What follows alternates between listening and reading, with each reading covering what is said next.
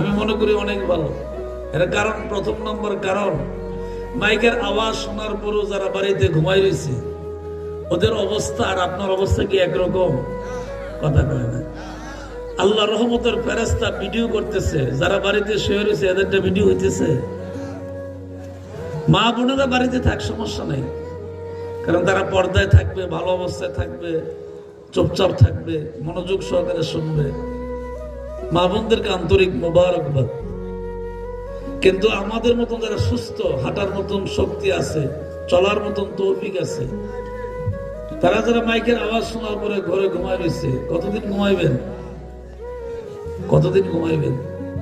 মানে কেমন আছে এটা তো আমি ছেলে হয়েও জানি না, জানি না। দোয়া না করি, আল্লাহ আমার আব্বার মাফ করে দিয়ে। প্রতিটা মাহফিলে দোয়া করি, রব্বির হামহুমা কামা রাব্বায়ানি সগীরা। জান্নাতের প্যান্ডেলের ভিতরে বসে বসে যখন আপনি কোরআন তেলাওয়াত শুনবেন, আপনি যখন জিকির করবেন, দরুদ পড়বেন, রহমতের ফেরেশতা ভিডিও করে। শুধু এই ভিডিও না, শুধু কি এই ভিডিও না, এই ভিডিও না, শুধু এই ভিডিও না, রহমতের ফেরেশতা আপনাকে ভিডিও করতেছে, ভিডিও ক্যামেরায় ধরা পড়ে যাবেন। ডক্টর ইউনূস যদি ঢাকার কোনো সম্মেলনে বক্তব্য দেয়, যেহেতু বর্তমান উনি ক্ষমতায় আছে, উনি যদি কোনো বক্তব্য দেয়, আপনি লক্ষ্মীপুরে দোকানে বসে বসে টেলিভিশনে দেখেন। কথা কয় না, দেখেন কিনা? দেখেন। আগে যখন প্রধানমন্ত্রী বক্তব্য দিত, আপনি ঘরে বসে বসে টেলিভিশনে দেখতেন। বক্তব্য দেয় ঢাকা, বক্তব্য দেয় চট্টগ্রাম, সিলেট, বিভিন্ন জায়গায়, বিভিন্ন জেলাতে আপনি ঘরে বসে বসে দেখতে পারেন। অত্যাধুনিক মেশিন, যন্ত্রের মেশিনের সাহায্যে, টিভির মাধ্যমে, স্যাটেলাইটের মাধ্যমে আপনি দেখতে পারেন। আল্লাহ ডাক দেখো বান্দারে, ঘরে বসে বসে ঢাকার সম্মেলন তুমি দেখতে পাও। মানুষের জ্ঞান দিয়ে এটা তৈরি করেছে, এটা ধরে এত কিছু তুমি দেখতে পাও।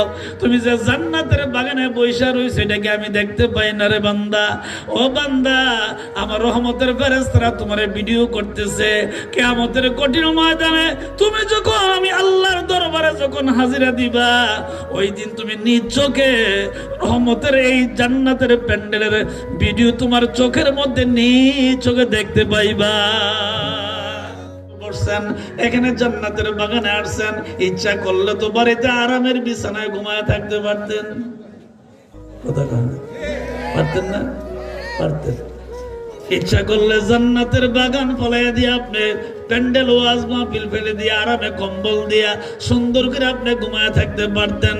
এই জন্য বাবা, কয়দিন ঘুমাইবেন? আমার আব্বা তো 40 বছর ধরে ঘুমায়, হেলায় হেলায় কাটাইলা জিন্দেগি, হেলায় হেলায় কাটাইলা জিন্দেগি, সময় থাকতে না করিলা বন্দেগি, সময় থাকতে না করিলা বন্দেগি। হেলায় হেলায় তো জীবনটা কাটাই দিলে। আমার বান্দাগুলি জান্নাতের বাগানে বসে বসে আমি আল্লাহর কোরআন শুনে রে। ও জিবরাইল, দুনিয়ার মানুষগুলা কত সুন্দর করে করে আমি আল্লাহর দেওয়া জ্ঞান দিয়ে আবিষ্কার করছে, যন্ত্র আবিষ্কার করছে, মেশিন আবিষ্কার করছে, সুন্দর করে ক্যামেরা বানাইছে, ক্যামেরা বানাইয়া ছবি তুলে, ক্যামেরা বানাইয়া ভিডিও করে। 1000 বছর 100 বছর পরে ভিডিওগুলা দেখা যায়। কথা কয় না? আমেরিকার প্রথম প্রেসিডেন্ট যিনি আছেন, ওনার ভিডিও এখন আপনি ইন্টারনেটে সার্চ দিলে দেখবেন, অনেকদিন আগের কথা। যারা এরা কি কি কাজ করছে দেশে, লন্ডন, আমেরিকা, সৌদি আরব, মানে বড় বড় দেশের প্রেসিডেন্টরা, তারা ক্ষমতা অবস্থায় কি কি কাজ করছে আপনি এখন ইন্টারনেটে সার্চ দিলে দেখতে পাবেন।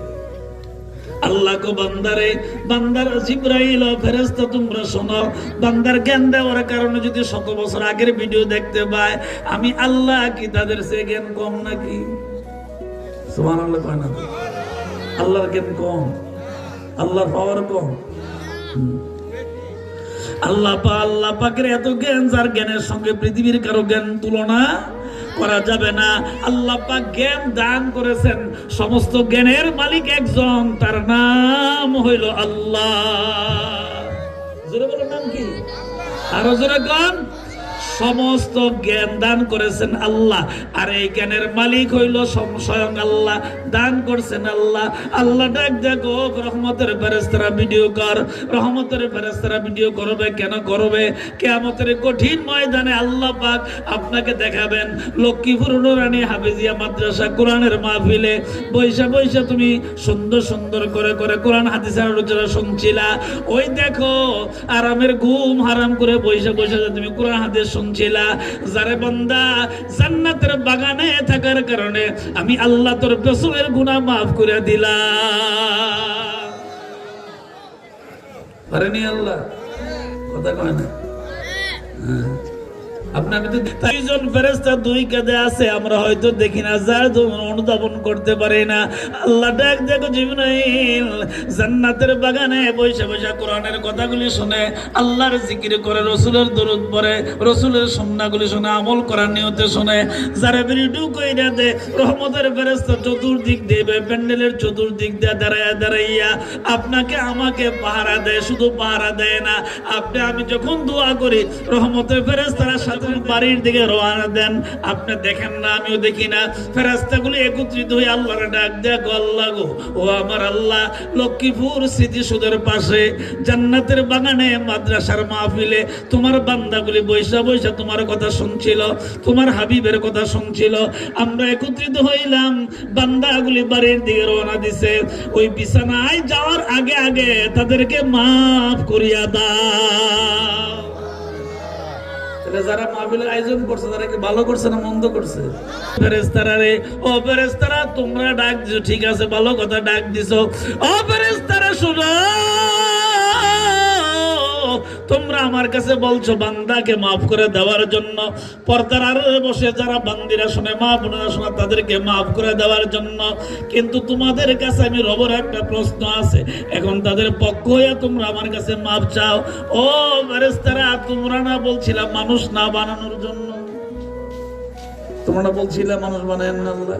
এগুলি ঝগড়া করবো, ফাসাদ করবো, হ্যাঁ, মারামারি করবো, হানাহানি করবো, এগুলি বানায় আজরা দরবার। আমরা ফেরেশতাই তো আপনার জিকির করি। সুবহানাল্লাহ, যাকে ধরার তাকেই ধর, সব কিছুর মালিক তুমি আল্লাহ। সুবহানাল্লাহ, লা ইলাহা ইল্লাল্লাহ, পড়েন সুবহানাল্লাহ।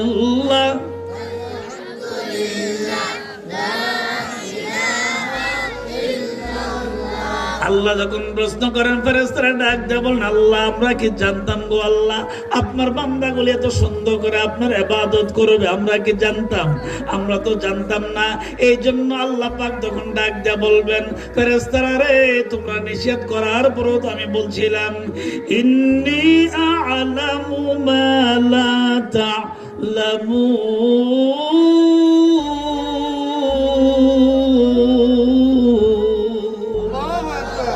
নিশ্চয়ই আমি আল্লাহ যাহা জানি তোমরা তাহা জানো। এ ওয়াজটা কার? আল্লাহর। জোরে বলো, এ ওয়াজ কার?